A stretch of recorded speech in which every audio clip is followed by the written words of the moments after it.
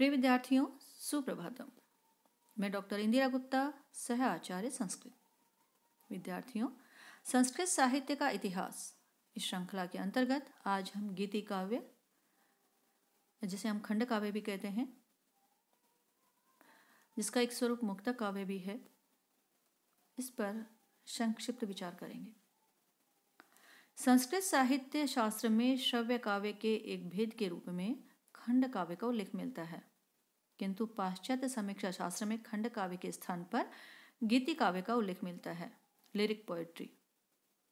भारतीय काव्य परंपरा में खंड काव्य और गीति काव्य को पृथक न मानकर दोनों का एक रूप में ही उल्लेख किया जाता है। सामान्यतः हम देखें तो गीति का तात्पर्य है कि जो गाया जा सके, अतः गाए जाने वाले काव्य को गीति काव्य कहते हैं। अंग्रेजी में लिरिक गीति काव्य के लिए प्रयुक्त होता है।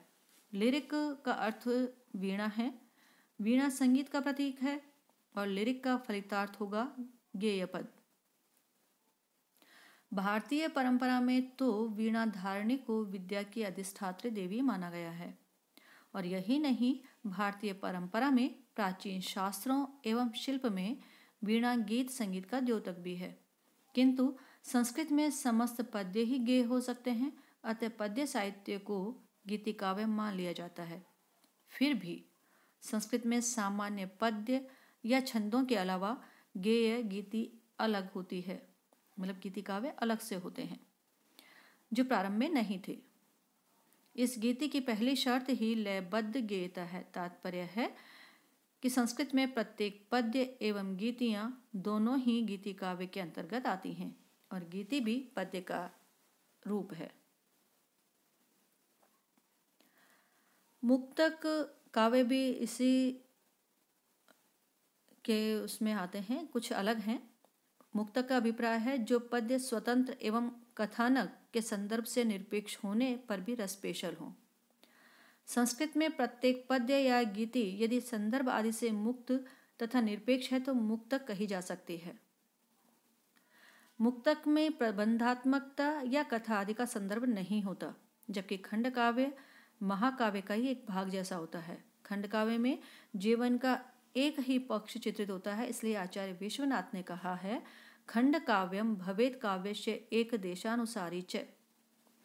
अर्थात खंड काव्य में मानव जीवन का एक पक्ष मात्र चित्रित होने से या एक अंग तक सीमित होने से काव्य का एक भाग होता है, जबकि महाकाव्य में जीवन की समग्रता के रूप में इतिवृत्तात्मकता होती है, प्रबंधात्मकता होती है, और मुक्तक बिल्कुल स्वतंत्र एवं निरपेक्ष होते हैं।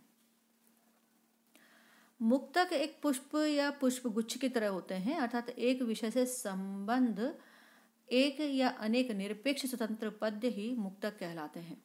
सामान्यतः मुक्तक प्रत्येक विषय से संबंधित हो सकते हैं, परंतु संस्कृत में मुख्यतः 4 विषयों से संबद्ध ज़्यादा मुक्तक मिलते हैं। 4 ही विषय विशेष रूप से उठाए जाते हैं: श्रृंगार, नीति, वैराग्य और प्रकृति। नीति शतक या भर्तृहरि के 3 जो शतक हैं, वो सब इसका सर्वोत्कृष्ट उदाहरण है।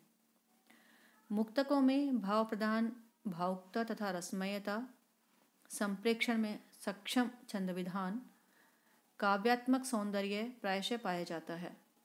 मुक्तक के संबंध में कहा गया है कि जो पद्य पूर्व पर संबंध से निरपेक्ष रहकर भी रस का आस्वादन कराता है, वही मुक्तक होता है।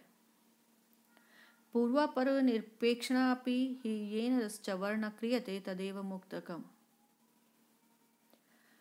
गीति काव्य में गेयात्मकता होती है तथा सामान्यतः रूप विधान या छंदात्मक गेयता उसकी पहली शर्त है, किंतु संस्कृत के सभी छंद गेय भी होते हैं, अतः खंड काव्य और गीति काव्य दोनों को संस्कृत में एक विधा के रूप में ही मान लिया जाता है।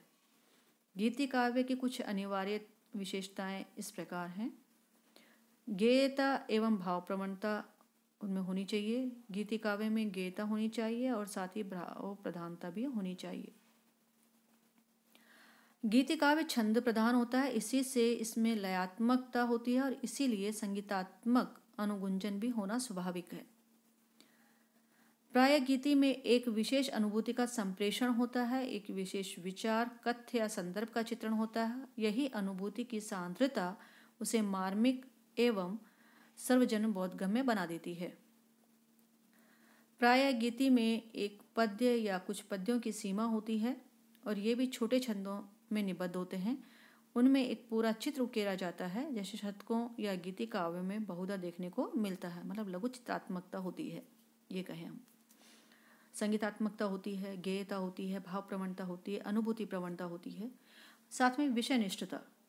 प्रायः गीति काव्य में भक्ति, श्रृंगार, नैतिकता, प्रकृति कोई न कोई केंद्रीय विषय केंद्र में होता है। उसी को इंद्रिय या मर्म स्पर्धी बनाकर काव्यबद्ध किया जाता है। तात्पर्य यही है कि गीति काव्य में इतिवृत्तात्मकता, संवादात्मकता, वर्णात्मकता आदि का विशेष अवसर नहीं होता, बल्कि गीति में तन्मयता, भावुकता, संवेदनात्मकता एवं मार्मिकता होना अत्यावश्यक है तथा यह गेय एवं प्रभावी होती है। गीति काव्य का उद्गम कब हुआ या उसका आविर्भाव कब हुआ? तो गीति काव्य का आविर्भाव मनुष्य की भावुकता एवं संवेदना से जुड़ा है। जब भी मनुष्य ने भाव विह्वल होकर किसी अनुभूति को व्यक्त किया होगा, उसमें लयात्मकता जरूर होगी। बस वही आदिम गीति रहा होगा। जैसा कहा है, वियोगी होगा पहला कवि या शोकः श्लोकत्वम् आगतः। यह भवभूति के शब्दों में पूर्वोत्पीड़े तरागस्य परिवाह प्रतिक्रिया। अतः भावनाओं का वह बह निकलना ही गीति की भावभूमि है। ऋग्वेद में ऐसे अनेक स्थान हैं या अनेक स्थल हैं जहाँ गीतियों का भव्य रूप दिखलाई पड़ता है। विशेषकर उषा सूक्त आदि तो गीति ही है। स्पष्ट है कि जब विषमोत्पादकता प्राकृतिक दृश्यों को देखकर, प्रीति या रीति से अभिभूत होकर, देवाराधन में गाकर या नैतिक तत्वों को मार्मिक बनाकर जब भी कुछ पूछा गया, जब भी कुछ कहा गया, वह गीति ही था।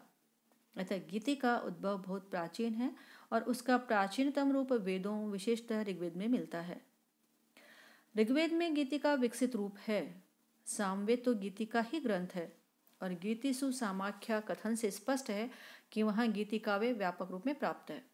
अथर्ववेद के पृथ्वी सूक्त अंग में गीति तत्व है। रामायण महाभारत में प्रचुर रूप से प्रकीर्ण गीतियाँ मिलती हैं। विशेषतः श्रीमद् भागवत में तो गोपी गीत, वेणु गीत जैसे 5 गीतियाँ प्रसिद्धि को प्राप्त हैं। अतः यह मानना पड़ता है कि भले ही पृथक से गीति काव्य प्राचीन काल में प्राप्त नहीं होते, किंतु ग्रंथों के अंग रूप में या प्रासंगिक गीति संदर्भों की कमी नहीं है। स्वतंत्र रूप से गीति काव्य के रूप में सबसे पहले कालिदास का विश्वविख्यात काव्य मेघदूत मिलता है। कालिदास का ऋतु संहार भी दूसरा ऐसा काव्य है।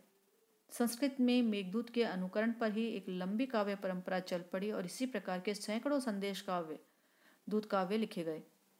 इसी प्रकार नीति, श्रृंगार तथा वैराग्य को आधार बनाकर नीति शतक, वैराग्य शतक, श्रृंगार शतक, अमरूक शतक, गौर पंचाशिका, चौर पंचाशिका, आर्य सप्तशती आदि तथा विशुद्ध भक्ति को आधार बनाकर गीत गोविंद, संगीत माधव एवं गंगा लहरी आदि हजारों काव्य लिखे गए।